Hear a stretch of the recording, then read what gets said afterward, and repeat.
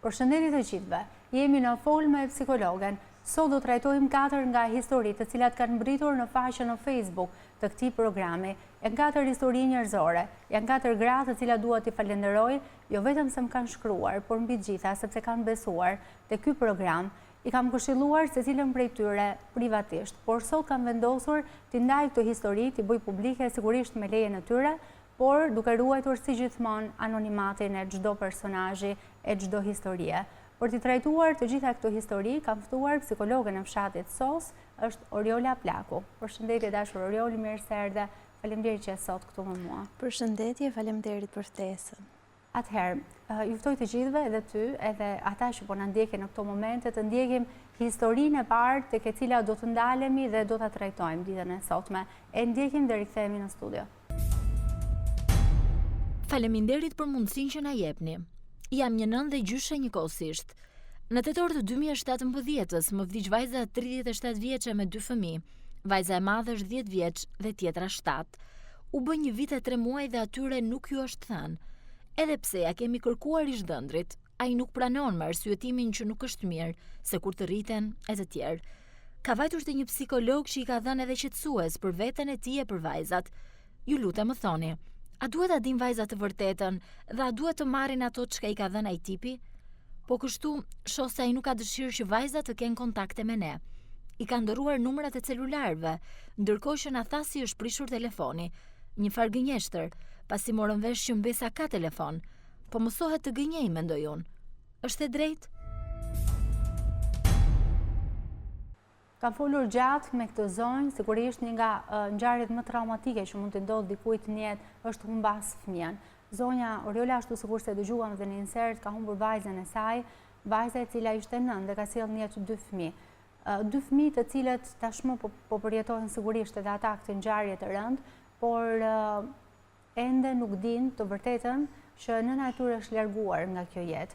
Nuk kanë një moshë fare të vogël, është 10 vjeçe vajza e madhe thot, dhe vajza tjetër është 7. Pra, sigurisht, këto dyja janë, ne jemi mëse koshjente dhe e dim se çfarë reagimesh mund ketë një fëmijë që i përket këtyre moshave në lidhje me mungesën e nënës. Sigurisht, këto vajza e pyesin babain edhe çdo kënd tjetër që i rrethon në familje se ku është nëna e tyre. Ajo që mua më shqetëson nuk di se cila është përgjigjja që i jepet të dyja vajzave, se situata ndonjëherë kamuflohet, por ajo që përjetohet në familje, ne gjithë e dim që ato receptorët e fuqishëm që kanë fëmijët mund të prekin dhe të kuptojnë gjithçka, edhe ato që ne mendojmë se nuk arrin dot t'i kuptojnë. Por në momentin që nuk flasim, që nuk e themi të vërtetën, kjo është një zgjedhje që ka bërë babai, por sigurisht gjyshe në rastin konkret mendon të kundërtën dhe unë mendoj që kjo është gjëja më e mirë në këtë histori, që ajo vetë si nënë, si gjyshe, ka reflektuar dhe mendon se duhet thënë e vërteta fëmijëve, 2 mbesave, fëmijëve të vajzave të saj. Atëherë Oriol, për të ndalur në këtë histori, për të bërë një analizë dhe më pas për të shkuar tek një moment tjetër shumë delikat që jepej në gjithë historinë, siç ajo e ka referuar. Ajo thotë, ka shkuar dhëndri tek një psikolog, ka marrë këshillim aty dhe psikologu pa i parë fare të dyja vajzat e vogla ka dhënë medikamente shqetësues për to. Një gjë tjetër që është problematik shumë e madhe, të cilën do ta diskutojmë. Në fillim, le ndalemi tek rasti i cili na prezantohet. Nëna e munguar në familje dhe vajzat që nuk duhet të marrin vesh sipas babait tyre të vërtetën. Në fakt ekziston një koncept i gabuar për të mbrojtur fëmijët nga të tilla ngjarje, të cilat konsiderohen traumatike për psikikën e fëmijës. Në kulturën tonë e kanë tendencë për t'i mohuar diçka që konkretisht ka ndodhur dhe e bëjnë me atë dëshirën e mirë që ka një prind për ta pasur fëmijën pranë vetes dhe për t'i mos treguar gjërat ashtu siç ka ndodhur realisht. Në fakt, shqetësimin e zonjës e kuptoj shumë mirë dhe normalisht unë do t'i rekomandoja që zonja të gjente një mënyrë komunikimi me babain e vajzave që normalisht vajzat të dinë se çfarë ka ndodhur, që nëna e tyre nuk jeton më, por gjithsesi duhet kuptuar sepse ka kaluar dhe shumë kohë edhe gjendja emocionale e fëmijës, sepse ata presin që një ditë tjetër ta shikojnë. Përsa i përket medikamenteve, normalisht një psikolog, siç ne e dim shumë mirë, nuk duhet që të japi trajtime farmakologjike dhe kjo përbën një shkelje profesionale për profesionin e psikologut. Unë jam me idenë që të komunikohet me vajzat, të flitet individualisht me to dhe t'i tregohet e vërteta. Fundja është më mirë që ti përshkruhet se si që ka ndodhur. Por duhet ketë parasysh që mos përdori terma të tillë që e jema ka fjetur gjumë sepse mund të ndikoj në pjesën të zhvilloj ndonjë mangth apo të shregullime të qumit tek fëmia. Ti tregohet e vërteta, por duke përdorur edhe ngjyrime, në kuptimin që nëna e vet është bërë një ëngjëll, por kjo duhet i komunikohet nga vet prindi apo personi që ka krijuar një lidhje emocionale që fëmia për jetimet mos t'i ketë shumë madhore. Sigurisht pastaj dhe vajtja tek psikologu i zhvillimit, sepse ka kaluar shumë kohë dhe fëmia do të ketë nevojë për terapi, mbështetje psikoemocionale për të kaluar këto lloj vështirësish, siç është për shembull ndarja nga jeta e tjëmës. Atëherë, duhet pak të ndalemi te kjo pjesë. Mosha 10 edhe 7 vjeç. Duke parë ndoshta moshën edhe trupin e vogël të një fëmie, disa prindër në rastin konkret babai i tyre ndoshta friksohet se ato nuk arrin dot të kuptojnë se çfarë është vdekja. Largimi i përhershëm fizik i dikujt. Por në fakt në rastin konkret unë mendoj që mosha që vajzat kanë mund të arrijnë plotësisht ta kuptojnë këtë gjë dhe i njohin konceptin e largimit fizik. Ashtu sikurse ti the, ajo që do ishte sigurisht forma më e mirë dhe mënyra më e drejtë, më e duhur për t'ju thënë të vërtetën, është ajo gjuha e thjeshtë që mund të përdorim, qoftë duke paralizuar ndoshta në për rralla personazh të cilët largohen një herë për gjithmonë nga jeta e dikujt, nga familja, nga të afërmit, nga njerëzit që i duan fort, por që duke bërë gjithmonë prezent faktin që nëna në një farë mënyre do të jetë gjithmonë me to, vazhdon t'i shohoj qoftë në formën e një ëngjëlli, ashtu sikur se ti e the. Dhe sa e rëndësishme është ndoshta për t'u konsultuar mënyra se si duhet thënë e vërteta dhe për të mos u bërë ky vendim, për të mos u marrë ky vendim, për të mos e thënë të vërtetën, sepse ka dy kontradiksione në këtë histori. Nga njëra anë, zonja thotë që dhëndri nuk ka thënë të vërtetën vajzave dhe nga ana tjetër ka shkuar sepse këto kanë një shqetësim. Pra çfarë shqetësimi mund të ketë një fëmijë i cili nuk e di të vërtetën? Pse duhet të merrte medikamente dhe pse duhet të këshillohej me një psikolog në rastin konkret? Pra do thotë që tek vajzat ka ndodhur diçka, ato janë duke përjetuar largimin e nënës tyre. Kështu që çfarë mund të thoshim tjetër këtij babai? Çfarë mund të shkaktojmë tek fëmijët? Ndoshta sigurisht me qëllimin e mirë ai se baba po përpiqet të mbroj dy vajzat e veta, por nga ana tjetër po i dëmton ndoshta më shumë. Dhe sa më gjatë kalon, sa më shumë kohë kalon pa thënë të vërtetën, pasoja ndoshta mund të jenë edhe më pasoja do të jenë tepër të mëdhaja tek zhvillimi psikologjik i fëmijës, por babai duhet ketë edhe këtë parasysh që do të çahet marrëdhënia midis fëmijës dhe atij. Edhe besimin ndoshta që ato kanë tek ai si prind. Dhe do ta shikoj botën si një midis të pasigurt dhe kjo është akoma më traumatike për sa i përket emocionalitetit të fëmijës. Nga ana tjetër, kam përjetuar largimin e nënës, por paralelisht me këtë, babai po bën një tjetër gabim, do ta konsideroja unë. Ai po largon nga jeta e tyre, duke përdorur forma nga më të ndryshmet edhe gjyshëri. Pra gjyshja në rastin konkret ka një tjetër problem. Ai nuk arrin dot të ketë kontakt me dy mbesat e saj, sepse i ati ka vendosur, ka zgjedhë të bëjë kështu, të sillet në këtë formë. Çfarë është pra një tjetër traumë që ndoshta po i shkakton dy vajzave të tij duke i larguar nga gjithçka që ndoshta e lidh me nënën, nuk i lidh ato me nënën. Në fakt, suporti që mund t'i japin familjarët e nënës do të jetë shumë i mirë në aspektin emocional dhe do t'i bëjë që të ndihen mirë, sepse do jetë një situatë që do të zbutet disi me prezencën e tyre. Kështu që ajo çka unë do të rekomandoja është që zonja të insistoj që babai t'i lidh në një mënyrë me gjyshrit nga e jëma. Pra nëse prindërit ndonjëherë bën shumë egoist, në rastin konkret është babai i tyre dy vajzave, dhe kur unë kam dëgjuar këtë histori, kur zonja më ka shkruar, duhet të them që jam çuditur, sepse nuk prisja ndoshta një reagim të tillë. Sigurisht, çdo pjesëtar i familjes e përjeton një ngjarje traumatike në formën e vet. edhe nuk mendoj se ka qenë e thjeshtë për atë si babachov dhe për faktin që tashmë ka përgjegjësinë e plot për rritjen edhe kujdesin ndaj dy vajzave të tij të mitura. Por nga ana tjetër, zgjedhjet që ai ka bërë, të gjitha zgjedhjet që ai ka bërë, njëra më e gabuar se sa tjetra, dhe pa u konsultuar me një profesionist, sepse unë nuk di, nuk mund ta konsideroj të tillë njeriu unë që zonja e quam psikolog, i cili pa i parë asnjëherë këto dy vajza, këto fëmijë, arrin deri atje që ashtu sikur se ti e the, nuk ka kurse se si mund të shkruaj medikamente edhe qetësues, nuk di çfarë mund t'i ketë dhënë dy vajzave kaq të vogla, çfarë mund të ketë shkruar, çfarë lloj barnash. Një shqetësim shumë i madh ky, sepse në këtë tregun ku ne jetojmë, në këtë botë ku ne jetojmë, në këtë shoqëri me kaq shumë problematika, ky profesion jon, Oriola është paksa kaotik ende, edhe pse ka tashmë edhe institucione që në një farë mënyrë po e rregullojnë atë. Ka njerëz që ende nuk janë profesionist, por që në treg mund të gjesh pafund të tillë dhe njerëzit pa e pasur informacionin mund të shkojnë tek një individ duke marrë informacionin e gabuar, edhe duke shkaktuar më pas një sër pasojash të rënda, sigurisht në rastin konkret janë shumë të rënda sepse bëhet fjalë për fëmijë dhe jo për tritur.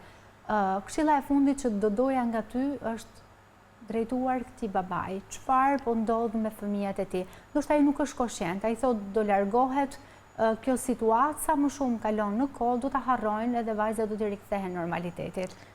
Një këshill e fundit, në fakt për të reflektuar edhe ai nëse babai duhet kuptoj këtë që asnjëherë nuk do ta harrojnë prezencën e nënës fëmia dhe ajo çka do të ishte e rëndësishme është rivendosja e kontakteve me gjyshrit nga e jema, sepse do t'i bënte mirë emocionalisht. Ajo çka unë do të rekomandoja ndërprerjen e medikamenteve që i është rekomanduar nga psikologu, nëse do ta etiketonim të tillë, sepse siç e dim psikologu nuk është se jep medikamente, atë mund ta bëj vetëm psikiatri për fëmijë. Kështu që është mirë që sa më shpejt të flasin, të bisedojnë me fëmijën, të jenë drejt për drejt me ta dhe fëmijët mos të jetojnë me një botë irreale, sepse do të jetë shumë e keqe për ta në aspektin emocional. Do të jetë shumë e rëndë dhe tepër traumatike. Ajo që do doja në fakt, Oriola, të ndaleshim së fundmi është gjyshja. Gjyshja e cila është personi që po e përjeton në mënyrë më të rëndë të mundshme këtë histori, të ngjarje të rëndë, sepse është larguar nga jeta jo vetëm vajza, por është larguar ndoshta nga gjëri i saj, nga ajo familja e ngushtë dhe dy mbesat e saj. Dhe këshilla e fundit do të ishte drejt për drejt me të. Ajo që unë i kam thënë në fakt edhe në këshillimin online që i kam bërë asaj, mos shkoputja, insistimi deri në çfarë do lloj përpjekje që të mos ndahet nga mbesat e saj, sepse prezenca e saj është shumë e rëndësishme dhe dhëndri në një mënyrë apo në një tjetër duhet ta kuptojë këtë gjë. Çfarë mund t'i thosh, Oriol? Në fakt, pjesa e insistimit është shumë e rëndësishme, por diçka tjetër që unë do t'i rekomandoja është që të ruaj gjitha kujtimet me vajzat dhe në momentin që do të takohet me mbesat, do t'ishte shumë mirë që të sjellë kujtime që ka me vajzën e saj të ndjerë dhe të bëjë një kuti të gjërave në mënyrë që të ketë kujtime, foto, gjëra që mund të zbusin emocionalisht të traumë kaq të madhe që këta fëmijë kanë përjetuar. Dhe nëse vajzat nuk arrin dot ta përballojnë këtë situatë, nëse ato kanë simptoma që ne dimë shumë mirë që shfaqen në situata në çrregullime post-traumatike tek fëmijët, pasi ka ndodhur një ngjarje e rëndë, që mund të jenë çrregullimet në të ngrënë, çrregullimet e gjumit, makthet ose situata të tjera, simptoma të tjera të cilat janë shqetësuese në raste konkrete, atëherë sigurisht që nuk është e nevojshme të shkojë babai tek një psikolog edhe të këshillohet me të, por duhet me patjetër tek një psikolog për fëmijët të shkojnë të dyja vajzat. Është shumë e rëndësishme ajo që çka the, sigurisht që psikologu i zhvillimit për fëmijët do të mund të realizojë një vlerësim psikoemocional ku do të identifikojë apo të përcaktojë gjendjen emocionale të fëmijës dhe më pas do bëhet plani ndërhyrjes me cilën do të vijohet puna me këtë rast. Faleminderit shumë, Oriola. Faleminderit. Mendoj edhe shpresoj shumë që të kemi ardhur sadopak në ndihmë zonjës Sofia, po zbuloj vetëm emrin e saj. Mendimin e regjisë do të ndalemi tashmë tek një tjetër histori dhe do të rikthehemi në studio për të analizuar atë. Ervisa, Unë jam martuar në moshën 19 vjeçare dhe pas shumë përpjekjeve për të mbetur shtatzan nuk pata sukses. Në moshën 36 vjeçe vendosëm me bashkëshortin të birësonim një fëmijë. Ashtu dhe ndodhi. Tani jam 44 vjeç dhe kemi djalin 8 vjeç. Jemi shumë të lumtur, po që t'i bie pak si shkurt, ne duam t'i themi të vërtetën djalit, por nuk di si t'ja themi se kemi frikë mos lëndohet. Kur thua ti se është mosha më e mirë për t'ja thënë? Jam shumë në stres e dashur, si duhet t'ja them? Edhe pse gjithmonë kam menduar se do ja them si një përrall, por ja që nuk mundem. Vetëm dua që djali mos të ndihet keq, se e kam gjithçka në jetë. Nuk di të tregoj si ndjehem. Të lutem ndonjë këshill. Atëherë kjo është edhe historia e një zonje nga Kosova. Po zbuloj të një tjetër pjesës të kësaj historie, por sigurisht i kam premtuar asaj që kjo histori nuk do të ketë asnjë emër. E ka shumë të rëndësishme këtë pjesë. E ruan me fanatizëm këtë sekret në familjen e saj, sepse ajo pa diskutim ka bërë zgjedhjen e duhur dhe unë e kam mbështetur në këtë zgjedhje.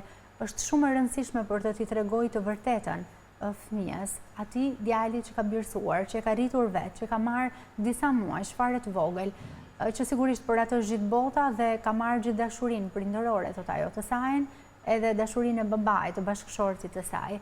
Por sigurisht kanë nevojë për ndihmë në këtë moment sepse nuk din. Oriola, cila do të ishte mosha e duhur, thot ajo, për t'ia thënë të vërtetën. Si do ta përjetonte fëmia, çfarë do ndodhte më pas, si mund t'ia thot ajo të vërtetën, cila do të ishte forma e duhur për t'ia thënë që ai të mos lëndoj, ose lëndimi të ishte sa më i vogël që të ishte mundur. Në fakt, nga eksperienca ime si psikologe ligjore para disa vitesh, kam parë një tendencë tek kërkuesit për birësim që përpiqeshin gjithmonë të mohonin dhe ndryshonin identitetin e fëmijës. Por ajo çka mendoj që është e rëndësishme, që duke filluar që në moshën 5 vjeç fëmia duhet të di se nga ka ardhur, kush janë prindrit biologjik, por kjo do të tregohet bazuar mbi kapacitetin e fëmijës dhe duhet t'i tregohet në mënyrë sa më të butë, në mënyrë që fëmia mos ta përjetojë këtë.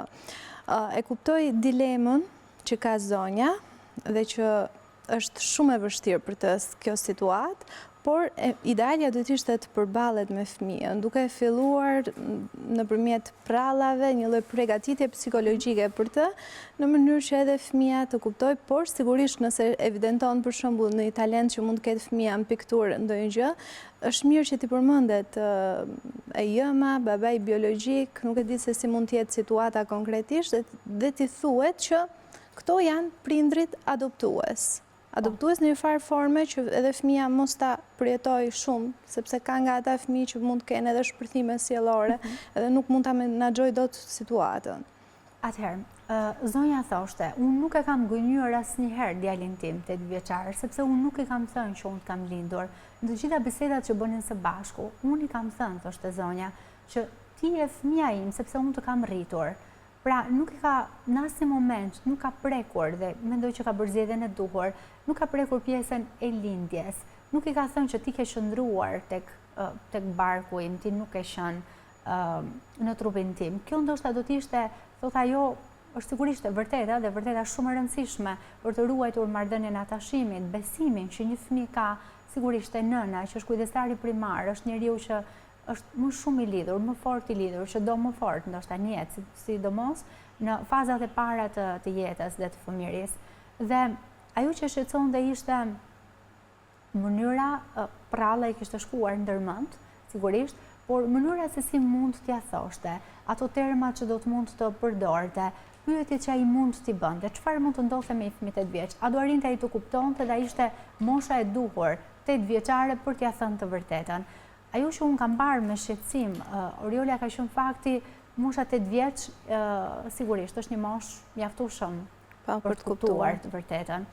Ajo që unë i kam sugjeruar dhe që kam insistuar tek ajo që të kuptonte ishte fakti që duhet ja thoshte ajo dhe babai këtë të vërtet. Kjo është një nga kriteret, ndoshta një nga kushtet bazë primar që do ta bënin këtë rrëfim sa më ndoshta për të përjetuar sa më mirë nga fëmia, sepse nëse një fëmijë, pafund raste që unë vetë kam parë dhe kam trajtuar, kanë qenë raste kur qoftë edhe në moshë shumë madhore. Kam pa raste në moshën 40 vjeçare që kanë marrë vesh krejtë rastësisht që nuk i përkisin asaj familje, por ishin të birësuar, që prindrit nuk ja thanë dot kurrë të vërtetën, që babai ishte larguar nga jeta dhe nëna në momentet e fundit të jetës i ka thënë të vërtetën që nuk ishte fëmia i tyre. Ku tronditja dhe shoku pa diskutim ka qenë shumë më i madh, shumë më i fortë. Pra, që ky fëmijë të mos e marrë vesh të vërtetën nga njerëz rastësor, nga fëmijë, nga bashkëmoshatar, në shkollë, në kopësht, atje ku shkon. Si duhet të veprojnë të dy këta prindër? Në fakt, fillimisht unë do rekomandoja që të fillonte bisedat nëna, sepse nga që është një person shumë i rëndësishëm në marrëdhënie me fëmijën. Nuk e di se çfarë lloj atashimi mund të kenë nën edhe fëmijë për të dhënë rekomandimet më teshme, por më pas gjëja tjetër që do të sugjeroja për këtë rast është që t'i thuhet me prezencën e të dyja palëve që është një fëmijë që i përket dy personave tjerë dhe normalisht këto e kanë marrë për t'i dhënë të gjithë mbështetjen, sigurinë dhe për të plotësuar gjitha nevojat që ka fëmia. Atëherë, thuhet shpesh që prindër janë ata që të rrisin dhe jo ata që të lindin.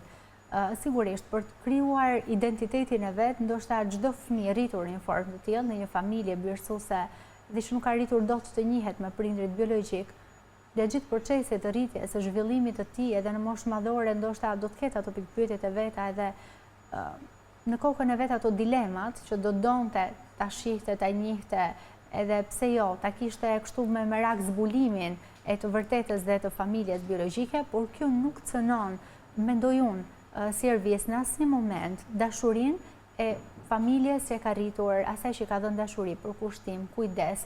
Unë mendoj që një familje që rrit fëmijë në këtë frymë gjithmonë do të mbajë mbrapsht dashurinë, sepse këta prindër, ashtu sikurse ç'është zonja në rastin konkret, kanë brenda vetes oriol edhe ndoshta përballen dhe me këtë lloj frike çdo ditë që tentojnë ta shtyjnë sa më shumë, ta çojnë sa më larg kohën e thënies së vërtetës. Ata mendojnë që duke thënë këtë të vërtetë, atëherë fëmia do të ndihet më larg tyre, do të ndihet si një huaj në këtë familje.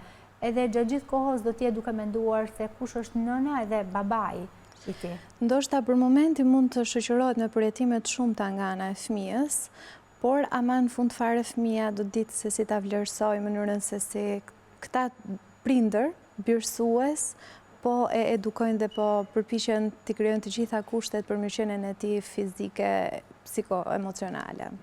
Atëherë, sigurisht mendoj që zonjës i kemi dhënë disa këshilla shumë të mira ditën e sotme. Unë kam qenë në kontakt me të dhe do vazhdoj të jem, sepse pas thënies së të vërtetës, nëse fëmia do të ketë nevojë ose do të ketë reagime, ndoshta reagime që mund të ta bëjnë pak problematike situatën edhe menaxhimin e sjelljes së tij, sigurisht zonja do të jetë sërish në kontakt. Do paktën këto unë kam premtuar dhe uroj dhe shpresoj shumë që të më shkruaj sërish.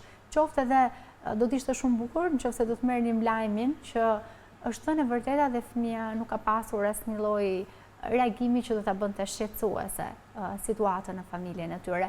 Do të kalojmë tashmë në një tjetër histori dhe do të rikthehemi në studio për të analizuar atë. Përshëndetje, jam Ermira dhe jetoj në një fshat të Vlorës. U martova me mblesëri në moshën 18 vjeçare dhe sot kam 4 fëmijë, 2 vajza dhe 2 djem. Bashkëshorti më dhunon mua dhe fëmijët. Piraki dhe vjen nga godet në gjendje të dehur. Jeta ime është kthyer në ferr, por s'kam ku shkoj.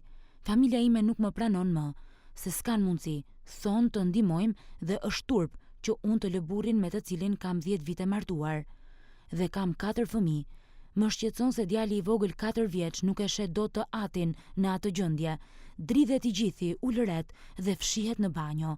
Fëmijët e tjerë po ashtu janë të traumatizuar, nga që më shohin mua të qaj dhe të ulëras, kur ai më godet me çtizër dora. Të lutem më thuaj si t'ja bëj për fëmijët, më shumë për ta se sa për vete, se u pa puna ime. Ky ishte rasti i Ermirës. Ermira 18 vjeç me mblesëri është martuar. Dhunohet nga bashkëshorti i saj dhe jo vetëm ajo, por 4 fëmijët. Një situatë e vështirë për t'u menaxhuar sepse nuk ka mbështetjen e prindërve të saj. Kjo është një situatë ndoshta jo një rast izoluar, për fat keq në vendin tonë, në punën që unë bëj çdo ditë Oriola has pafund raste të tilla dhe është me të vërtetë për të ardhur keq. Familjarët të cilët jo vetëm kanë vendosur për fatin e fëmijëve të tyre, në rastin konkret janë prindër që kanë vendosur se kush do t'ishte bashkëshorti në një moshë kaq të re, 18 vjeç për vajzën e tyre, por janë ata që kanë lënë vetëm në këtë moment kaq të vështirë. Dhuna në familje. Flasim pafund, ndoshta diskutojmë qoftë me njëra tjetrën në programe të ndryshme televizive. Unë në këtë studio e kam prekur disa herë se sa e rëndë është kjo situatë, se çfarë sjell tek fëmijët, sepse divorci në rastin konkret nuk është problematik dhe nuk është turp, ashtu sikur se Ermira thotë, por është zgjidhje.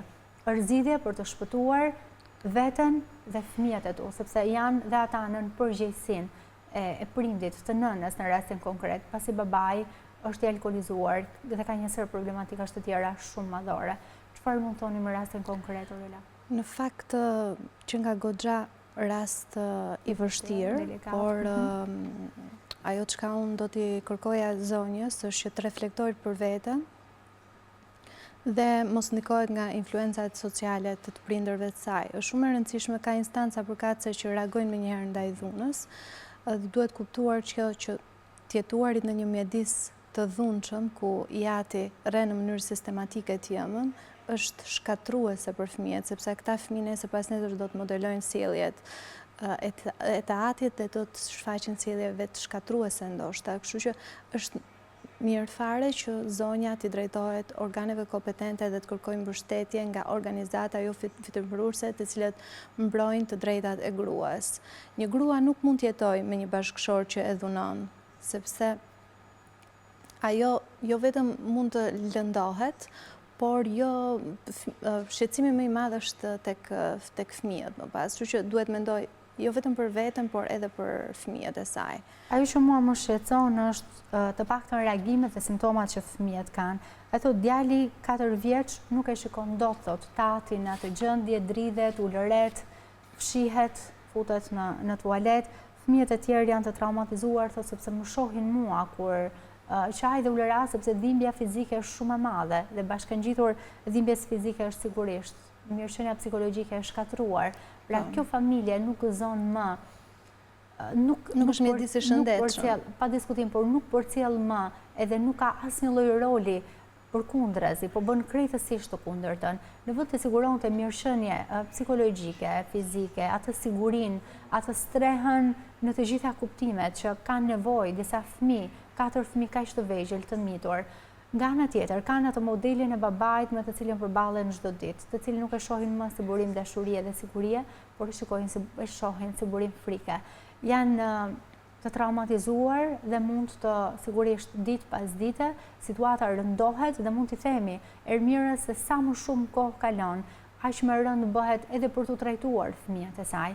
Një qendër apo një organizat duke denoncuar së pari dhunën e bashkëshortit në polici, do t'jetë më pas duhet të rehabilitohet dhe çohet nga vetë instancat në qendra, ashtu sikur se ti the që janë disa të tilla në vendin tonë që operojnë, janë streha të cilat merren dhe kanë ekipe multidisiplinare që do trajtojnë psikologjikisht këtë nën bashkë me fëmijët e saj dhe do të kujdesen në të gjitha aspektet. Qoftë edhe për t'i strehuar për pak kohë, ndoshta për t'i çuar, për ta çuar më pas Ermirën edhe për ta ndihmuar për gjetjen e një pune, për të ndjekur të gjitha ato procedurat ligjore, për t'u divorcuar nga bashkëshorti i saj. Në fakt, Ermira po ndodhet në një situatë tepër të vështirë, sepse ka edhe presionin e dy prindërve të saj, që normalisht në kulturën tonë ndikon shumë. Por përsa i përket fëmijëve, mund të kërkojë dhe mbështetjen e njësive për mbrojtjen e fëmijës, të cilët reagojnë në mënyrë të menjëhershme, pasi ata fëmijë gëzojnë të drejtën të jetojnë në një mjedis të sigurt dhe rritës dhe sa më stimulues për zhvillimin e tyre mendor.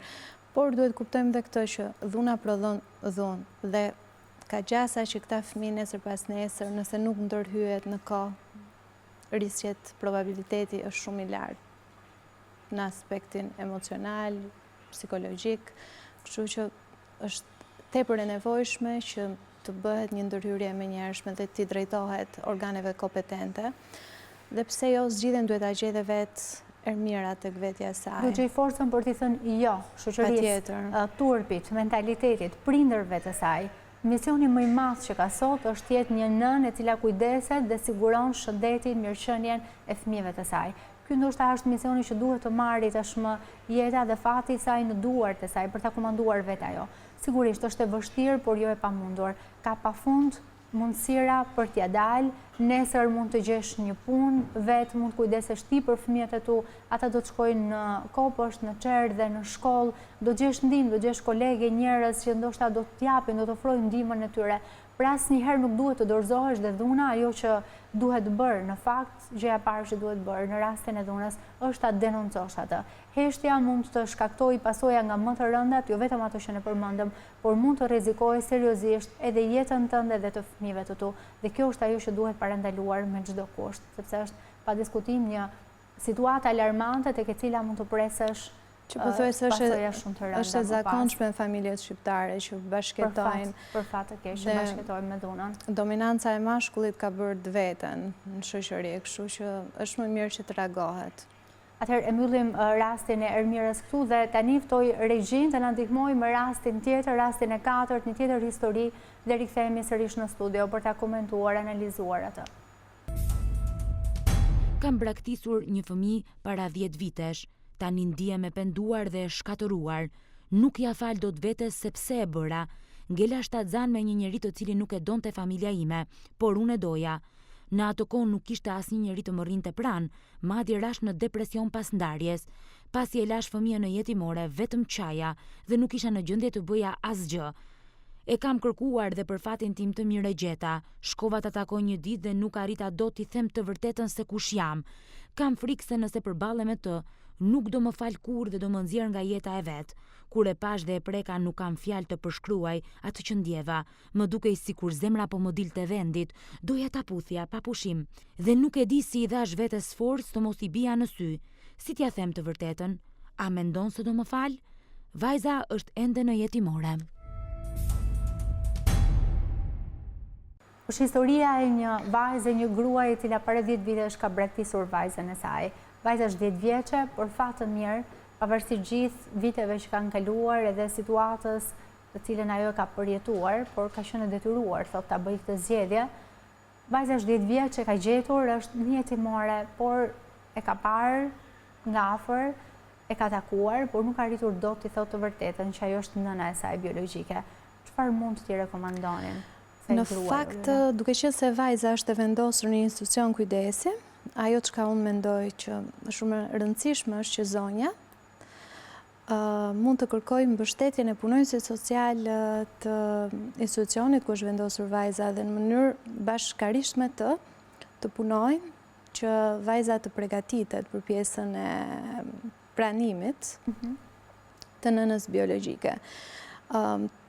Çështja tjetër që unë do t'i adresoja zonjës është për pjesën që takimet të shpeshtohen me vajzën, që vajza të filloj të vendosi marrëdhënien me të, në mënyrë që pranimi të jetë sa më i lehtë. Është më e rëndësishme që të përballesh me fëmijën, duke i treguar të vërtetën, por në momentin e duhur. Atëherë, ka disa sinjale që fëmia mund t'i jap. Pra, ti vendos kontaktet e tua, atë gjë po i thoshe, apo jo, nëse nuk e kam kuptuar i gabim. Ajo duhet vendos kontaktet me vajzën për të mos qenë një person i huaj për të, por për të qenë njëri i njohur tashmë. Dhe hap pas hapi, duke ndërtuar një farë raporti me njëra tjetrën, ajo dhe bija, por sigurisht me ndihmën e ekspertëve të punonjëse sociale që ndodhet në institucionin jetimore, sigur se thot ajo, në kujdes në cilën fëmia është rritur, është familiarizuar dhe ato njerëz nështë janë burim më i sigurt, informacioni, atashimi, punonjëse sociale, kujdestarja, njerëzit me cilët ajo është mësuar të jetojë gjatë gjithë këtyre kohëve, gjatë gjithë këtyre viteve. Përveç faktit që duhet thënë e vërteta, Oriola, edhe mënyra se si e themi, duke e përgatitur edhe me ato gjuhën e thjesht, me ato termat që duhet jemi shumë të kujdesshëm, duke i dhënë gjithë kohës fëmijës të kuptojë që ne nuk e kemi braktisur sepse kemi dashur, por situata ka qenë e tillë, rrethanat kanë detyruar që ti ta bësh atë zgjedhje, ti e ke dashur, e ke kërkuar dhe vazhdon ende ta duash shumë, që është ende fëmia yt, ti e ke përjetuar kështu gjatë gjithë kësaj kohe, sepse mendoj brenda këtyre fëmijëve ekziston ndoshta një ndjesi urrejtje për atë që ka braktisur Dhe frika e kësaj nënë është pikërisht kjo, mos pranimi, ka frikën e refuzimit. Refuzimi që mund t'i bëj, apo faji që mund t'i përplas, ndoshta nëse mund të përdorë një term të tillë në fytyrë. Dhe unë them që gjëra duhet vinë gradualisht.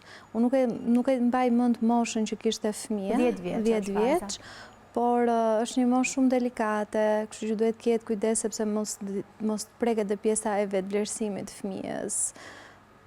Dihet që fëmijët që janë në kujdes kanë ato problematikat e tyre emocionale që i shoqërojnë gjatë gjithë kohës, por ama suporti duhet jetë i vazhdueshëm nga ana e personave që janë tek qendra e kujdesit në cilën është vendosur vajza, të kërkoj suportin e punësit social, siç e thash më përpara, por edhe të psikologut, që edhe vajzat përgatitet, shihet gjendja e saj dhe në momentin që të ketë një lloj informacioni për sa i përket gjendjes emocionale të fëmijës, atëherë të filloj përballja e fëmijës me situatën dhe të zonjës, sigurisht.